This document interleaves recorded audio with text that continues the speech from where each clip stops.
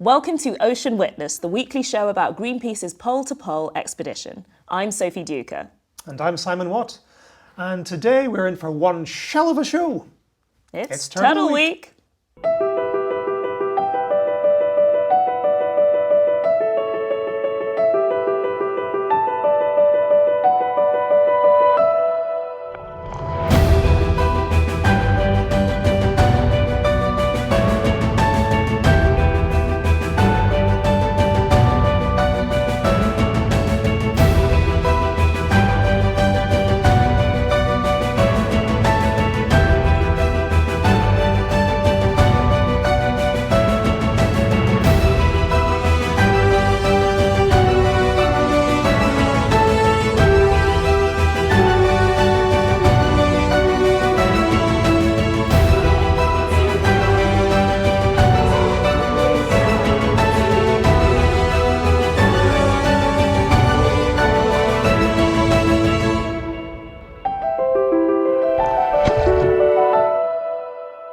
You look very vibrant today, Simon. I think it's good that you've come out of your shell. Oh, like Turtley.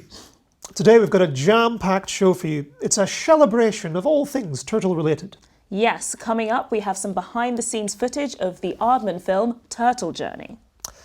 And we're also catching up with some real live turtles in real live time, thanks to some tagging. We're going to see the underwater world of the Sargasso Sea. But first, it's time to catch up with the ships which right now are down in Antarctica. Yes, remember Will, Greenpeace's UK head of oceans? Well, he promised to send us a message from one of those ships and he was as good as his word.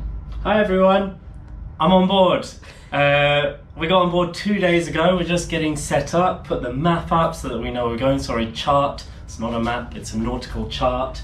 Remembering to leave open liquids far, far away from computers so they don't get broken, and making our to-do list, which is top secret, but we will tell you about in weeks to come. Bye! There's the voice of experience. That is a man who's destroyed a computer at some stage. Yeah. I'm afraid there's more bad news from Antarctica though. Last week we told you that a record high of 18.3 degrees Celsius had been recorded in the Antarctic. But Brazilian scientists at a different research station have just recorded a temperature of 20.75 degrees. This is significant because it is the first time in the Antarctic that a temperature of over 20 degrees Celsius has been recorded. So it's more critical than ever that we understand the unique ecosystem that is Antarctica, and Greenpeace has been helping this happen.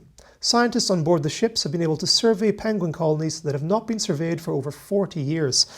And surveying penguins means counting them by hand. Not an easy task.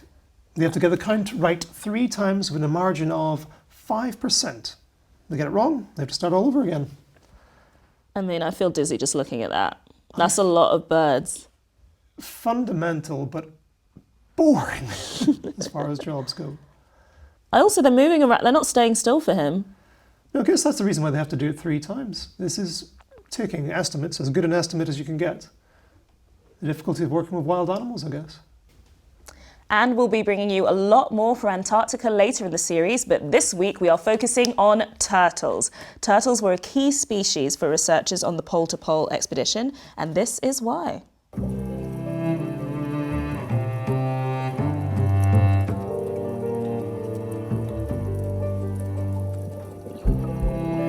I think a lot of people love turtles. They're an animal that are very much in the public eye. Alors si j'aime les tortues marines, c'est que c'est déjà ces animaux qui sont sur Terre depuis 110 millions d'années. Donc c'est aussi en gros qui est connu des nombreux changements climatiques, des nombreux changements environnementaux.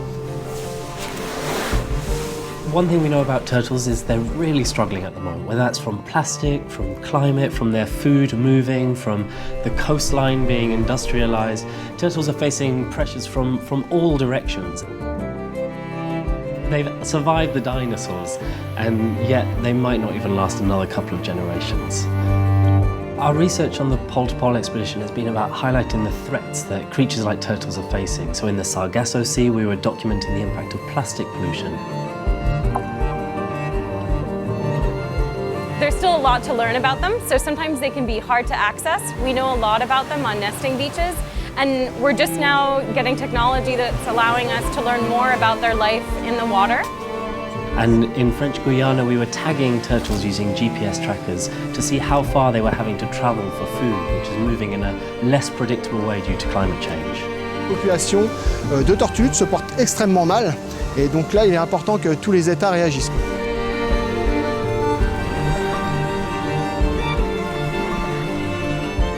We know that ocean sanctuaries help turtles, so having a network of ocean sanctuaries will really help them survive as the ocean becomes under more pressures than ever before.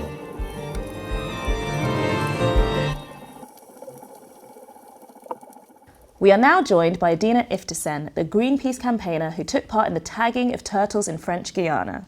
Adina, you tagged many turtles. How did you go about that?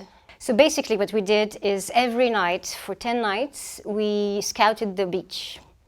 We go there with red lights because we don't want to disturb the female that are coming there to nest. So we scout along the beach for the whole beach, the whole night if we don't find any. And when we find one, first we'll leave her, we let her nest her eggs. It's a very, very, they need a lot of energy to do that, and they don't need to be disturbed. And once she nested the eggs, once she put the sand, finished the hole, then the scientist gets behind her, behind the female, and puts a device on the ridge, the dorsal ridge of the leatherback. And once the device is fixed, we can release the mother, and the mother goes back to the sea, and then we can track it by satellite. And not many people get to be up close and personal with a huge turtle. What's it actually like to be that close, to be tagging them, interacting with them? Yeah, it's very emotional to see this creature. It's like seeing a dinosaur. It's like seeing this, you know, this species was living with dinosaur at the time, and you're still seeing this, and it might disappear someday during our living. So it's very, very emotional to see this because, yeah, it's very unique. Well, it shows our impact, doesn't it? They've been doing fine for millennia. Yes. And then we come along and Exactly. suddenly this. For 100 million years, they were like cool, and since 500 years ago, they started declining because of human activities. So we have a responsibility, and we have to do something about it. So it's only the females we're tracking. Only the female we're tracking because they are the ones that come to nest, and it's the only way for us to find them and put a device on them. Well, thanks to that tag, we can now see these individuals live. We do. Here. Yes, so actually we can see their journey. So this is after we tagged them in June 2019. We didn't really know what they were going to go. We know they go, they try to find food. We know they follow some currents, some temperatures, but we don't understand why some of them go to Canada, some of them go to France, some of them can go directly to Africa. And we need to know that to understand their behavior and to understand where we should protect them. Because of course they rely on all those habitats. But what we noticed, and that's very important, is that they had to put twice effort for their journey. 10 years ago, or the last observation, they didn't go that far for food. It was half the journey they made. And this is very important because it means that they lack food, that they need to find habitat for their food, and they need to search longer, so they spend more energy, and the more they spend energy, the less they will have for their eggs. So they might lay less eggs. So the population will decline again because of these efforts. So all this just from tracking, like, it's incredible to see that they can travel so far, but also that from this you can infer that pickings are a little bit more slim than they were in the past. Absolutely, yeah. Only with 10 to 11 trackers we could do this and understand that already. But sadly, not all the turtles that you tagged are on this map, are they? No, one of them, Frida, died from fishing nets. And just a few days after we tagged her, because it's coastal areas, and in coastal areas, especially there, you have a lot of fishing nets everywhere. And when they try to go in high seas, well, they get trapped in the nets and they drowned. So that's why we found her in Suriname, on the Suriname beach, 120 kilometers from where we tagged her. Well, in complete decomposition. This is a device we've put, so we know it's the turtle we tagged, it's Frida. So this shows that clearly the threat is real because we could experience it very quickly. From everything you're telling us, Adina, this is a pretty bleak picture that we're painting. Is there any hope for turtles? Yes, there is. Of course, there is. And we know that some measures work. We've tried it already. Conservation measures work. Ocean sanctuaries work. We have more chance to find turtles in ocean sanctuaries than anywhere else because they are protected and their food is protected and they don't have the human pressure of the human activities. But today we need to implement ocean sanctuaries everywhere on the global ocean. We need to protect 30% of the ocean by 2030 and we need a strong global treaty to do it. So from this, it means turtles are going to be one of the big winners of such a move. I hope so.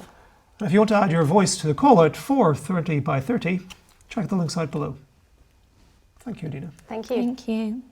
Now, some of you at home might be wondering who this is on the table. Yeah, this is one of the stars of a new film by legendary creators of Wallace and Gromit, Aardman, and they made a film especially for Greenpeace. Yes, in this 90-second film, Turtle Journey, which is voiced by some huge Hollywood stars, Including Olivia Colman and David Harbour. But it's a bit of an emotional journey, so you have been warned. It started out like any other trip home. At first, it seemed just like the usual frustrations. Hey, I want to play the game. It's a video, Mum. Oops, sorry. How much longer? Don't worry, we'll be home in no time. Oh,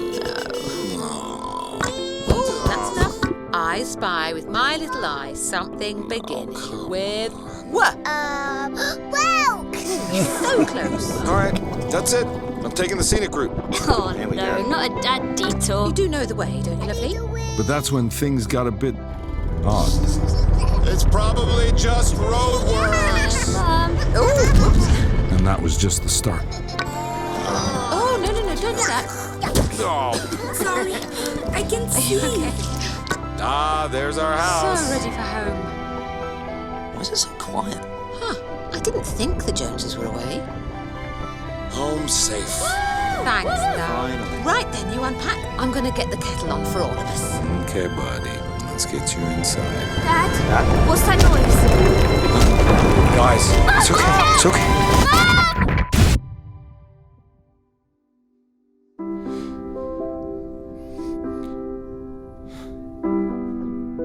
Where's Muffy?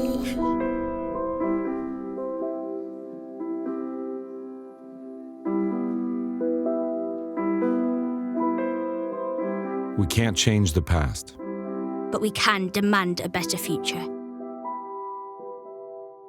Protect the oceans. And we're now joined by the director of Turtle Journey, Gavin Strange. Hello. Hello, thanks for having me. So could you tell us, why was this story such an important one to tell? I mean, it's important because it's never been more critical to tell this story, and for me creatively, it's using animation and storytelling and creativity to take people on an emotional journey in 90 to 100 seconds, and using all the warmth and charm that Aardman has at its disposal, but really to tell a very, very, very important message, and to make the audience feel something, to connect with them on a really emotional level, to get them to care about the plight of the oceans. Yeah. How did you go about actually creating the turtles in their underwater world? So the film is a combination of stop frame animation, which is moving a puppet on a frame by frame basis, taking a picture with the camera. And that was how we portrayed the family and in their clamshell car. But the environment that they're in is all computer generated. So it was this lovely combination mix. And we did that for ambition because we see so many different ocean environments. Trying to build that on a physical set, we would still be building it now. And it gave us flexibility of being underwater. But some of the fantastic and weird ways that we try to make it authentic is when you film anything underwater, obviously as the sunlight hits and starts being dappled around, that's called caustics. It's a beautiful effect, it's very organic, it's very natural, and trying to replicate that in CG is relatively easy, but trying to replicate that with real lights in a physical studio is tricky. And so what our ingenious camera crew did is they, in the rafters, they had a bicycle wheel that had black pieces of gaffer tape stuck on it in weird and wonky ways, and that had a tiny motor attached to it that every time the animator would move the puppet and take a frame, that wheel would slightly move a tiny amount on frame as well. So it sounds kind of weird, sounds like it's not doing anything, but when you play that back 25 frames a second, the light that's been shone through it starts dappling and casting it. So you get these, it looks authentic. You feel like they're underwater. That does sound beautiful. I am never leaving my bike tied up outside a film studio again. Yeah, because you won't have any wheels left. And can you tell us who this is on the table? Yes, so this is Bella Ramsey, played the voice of our daughter Turtle, and she actually has some really emotional lines in the film. Towards the end, she has to properly scream out for her mum, and even just reading through the script, I would always get emotional and sort of just trying to get in that headspace anyway. And so we were there in the vocal booth, and she's doing all the light, friendly, fun lines, and then I says, right, we're here now. We're at the heavy bit. Are you okay, Bella? You ready? Do we need to get into any other headspace? She's like, no, I'm good. And she just, on the first take, gave the most powerful, emotional, sobbing delivery, and we were all sort of, oh my days. And then it all went quiet, and then she went, is that okay? Yes, Bella, yes. At the very end of the film, there's an image of the turtles protesting. Why did you decide to end the film in that way? Well, again, that was a collaboration with Greenpeace, because the film was it was a two-parter. It started warm and charming and familiar, and then we through a crescendo we built to this emotional end, and we sort of hopefully devastate people. But and that was from me being a filmmaker, being a director. It's like, that's the emotion we need. But again, in collaboration with Greenpeace, we need hope. We need to end on something that can take us forwards to help find a solution to these problems. So actually, it worked perfectly to hopefully the audience member will laugh, cry, and then feel galvanised. We need to have our voices heard, and it felt like that was a perfect emotion to end on for our film. So hopefully, as people are just wiping away the tears in their eyes, they go, yeah, but I can help. I can get involved. We don't just end on a low, we end on a high of hope. Well, thank you, Gavin. I hope the film continues to devastate and give hope to everybody who sees it. Me too. Thank you very much. Thank you. Now, continuing with the theme of turtle families, we're going to look at some scientific research into juvenile turtles that's been conducted in the Pole to Pole expedition. We are excited to be out on Greenpeace's Esperanza in the Sargasso Sea and to really be in uncharted waters, especially in terms of the field of sea turtle research. When you protect sea turtles, you protect a number of other habitats and species. They're what's known as kind of an umbrella species. These sargasso mats are a really important developmental habitat for multiple species of turtles. We know they're out here feeding, eating little food items. There's this hypothesis that the mats also provide a thermal advantage to the turtles, and we're collecting data to see if this is the case. When we do encounter a sargasso mat, we then use the extendable rig to measure temperature. We think as mats get larger, it theoretically would get warmer. One of the broader impacts of our work is in light of climate change, the middle of these mats may in fact become too warm for some of the developing organisms that are inside of them. So even if they don't exceed maximum temperatures for developing turtles, they might exceed maximum temperatures for some of the food items that are important for those turtles. My favorite part is being able to just ask questions and set out and experience these ecosystems. For me, sea turtles have always been part of my life, and they've always taken me to wonderful places and taught me new things and connected me with people all around the world.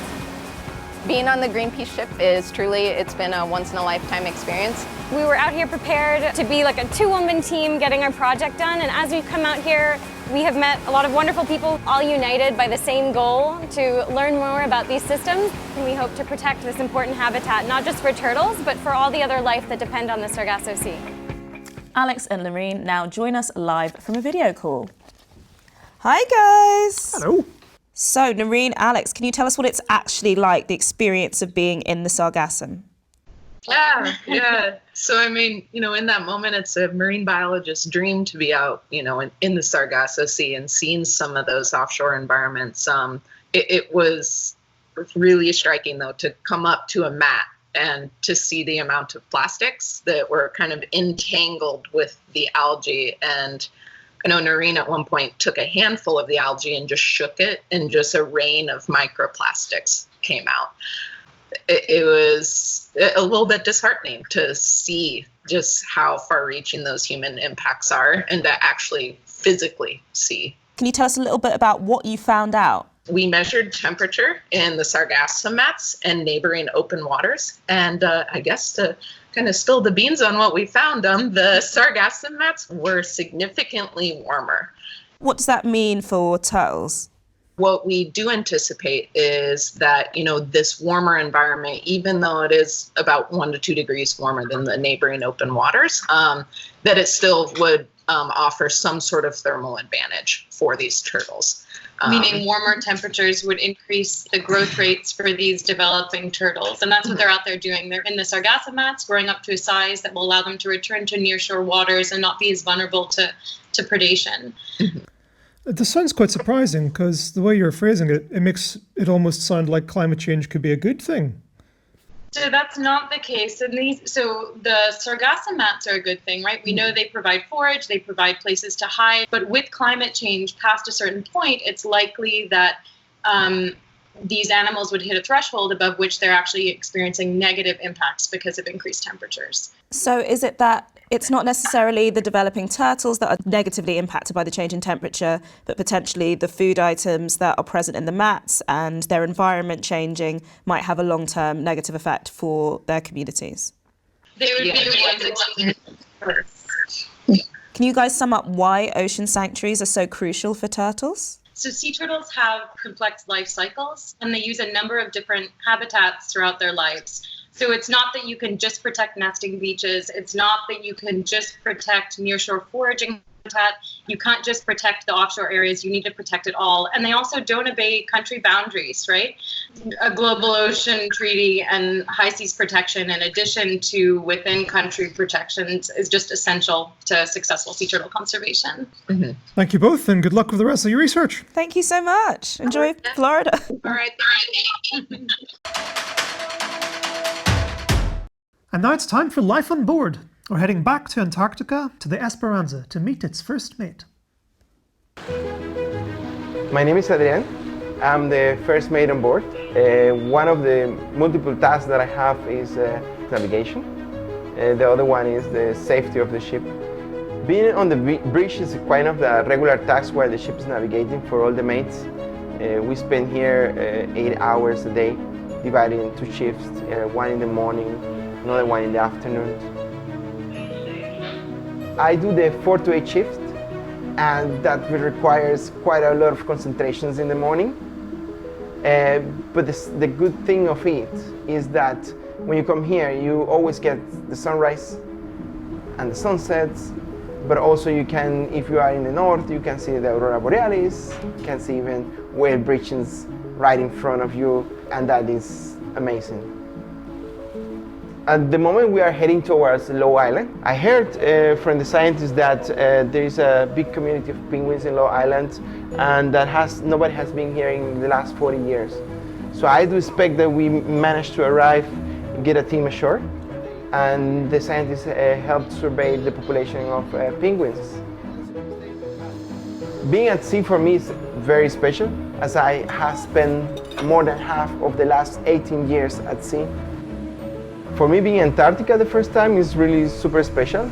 At the beginning, I didn't know what to expect, but now, after being out there, looking at the work that the scientists are doing, looking at the nature and the fauna that is there, in one way it makes me feel happy that there is a lot. In some other way, I feel a little bit worried. In the same way that the other ecosystems in the world needs to be protected, and if we lose the diversity that we have in our oceans, we will really lose one of the beauties of the world.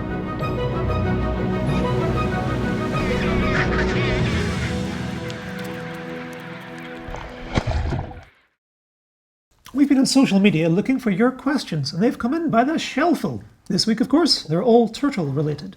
Fortunately, we are joined by someone who can answer them. Amdeep Sangera from the Marine Conservation Society. Hi, Amdeep. Hey guys. Hi, Andeep. So first of all, from Carla in Slovenia, she wants to know, do they mate for life? That's a really good question, and we don't think they do mate for life and keep the same partners. In fact, it's the opposite. There are studies that show that female adult nesting turtles will actually mate with various adult male turtles. And that in fact increases the genetic pool, which increases the resilience of the species. Nice. Plenty more fish in the sea, or turtles. Turtles. How do sea turtles know how to travel back to the same beach to lay their eggs? And we think that when the turtle is actually developing in the egg, in the beach, or when it's taken its first few steps out of the beach going towards the sea, they almost get a magnetic reference point. And it's called geomagnetic imprinting. And this is almost like a GPS point, so it can help turtles home in to their natal beaches or that rough region of where they've actually come from. Mariko from Australia asks, are there specific breeding grounds where they hook up, or is mating a random encounter? And I think they're talking about turtles. Okay, it's good to know. Yeah, definitely. There are specific breeding grounds where these adult marine turtles will go towards. And I think we talked about imprinting. You know, these turtles will actually start heading back towards their natal beach or close to that natal beach for breeding. But, you know, one of the biggest threats to turtles today is climate change, and our planet is warming up. And with turtles, the sex is determined by temperature. So if you can imagine, the beaches where these turtles are depositing their eggs are getting warmer. There's been a few case studies from Australia where the populations, especially of the northern green turtle populations, they're swerving more towards females. And it could be that the whole population becomes feminized within the next, few decades. And that could cause massive problems for breeding, for reproduction, but also for the shortening of the genetic pool. Kells in Kentucky, the US, wants to know what's the best way to help protect sea turtles? So if you're an individual, there are many ways. So you can drastically reduce your use of single-use plastic and try and reduce and recycle your waste as much as possible, because we're seeing now that human waste, especially plastics, are ubiquitous throughout the whole life stages of turtles. Also, there's a lot of organisations like MCS that are taking direct action and working on turtle conservation. And so it could be worthwhile supporting these activities too, supporting these organisations. We all love turtles, and there is a question from Magnus in Stockholm that we would be remiss if we didn't ask you. Can turtles wave ride underwater like in Finding Nemo? Well, I've got some good news. Yes, they can. Yeah. Yeah. So, you do have this, the Gulf Stream, and you do find turtles will actually get into those Gulf Streams, and that will propel them along to wherever they have to go to. But at the same time, from our satellite tracking that we've done in the Turks and Caicos Islands, we've actually found turtles going in the opposite direction of the current as well. So there's a turtle highway, but they're good enough swimmers to go against the flow. That's right, yeah. Amazing, thank you. Thank you so much, Randeep. No worries. Now, before we move on, we wanted to take a moment to congratulate the photographer Shane Gross, who joined the team on the Esperanza in the Sargasso Sea. He took this shocking photograph, which has won the Photographer's Prize at the Ocean Art Underwater Photography Contest. Now, when Shane was on board the Esperanza, he was part of a team doing blackwater photography. Now, blackwater photography happens when you dive after dark in the deep ocean, completely untethered. And that brings us to our brand new segment that we like to call A Moment of Serenity. Yes, please get comfy, breathe deeply, and get ready to enjoy the nocturnal underwater world of the Sargasso Sea.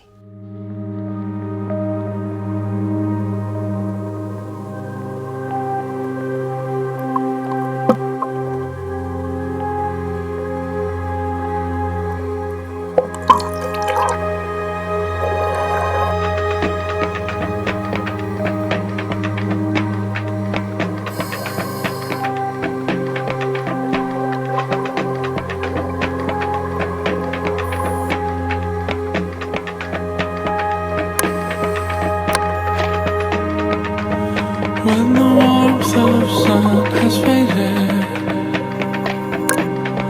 how will your arms fold? What will your arms hold? When the stars above have fallen,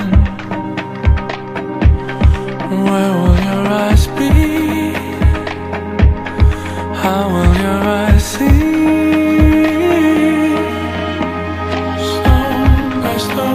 We've built these walls between us. We're combing the skylines with all of our